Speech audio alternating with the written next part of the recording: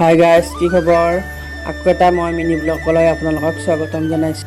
আজি মানে গাইজ মই মঙলদৈ টাউনৰ ঋতুজৰ সন্মুখত এখন পাতৰ নাট কৰিবলৈ যাই আছোঁ।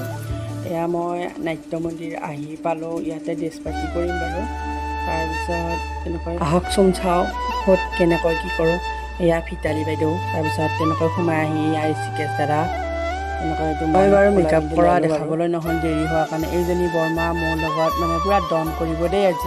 ইফালে বাও আছে, ছাৰ, তাৰপিছত মন্দিৰত সেৱা কাঢ়ি গাড়ীত যাবলৈ ওলালোঁ আৰু এইটো দাদা আছে দেই, ডেনিছ দা। তেনেকৈ যাই আছোঁ, বৰ বিশেষ ভিডিঅ' শ্বট ল'ব নহ'ল। তাৰপিছত এয়া আৰম্ভ হৈ গ'ল আৰু বাটৰ নাট কৰিবলৈ। প্ৰথম মোৰ অভিজ্ঞতা জীৱনৰ পূৰা দম কৰিছোঁ আৰু বিৰাট চুলি উঘালি দিছোঁ আৰু তেনেকুৱা। ইমানো কৰা নাই দেই গাইজ, কথাত নুবুজিব বাৰু।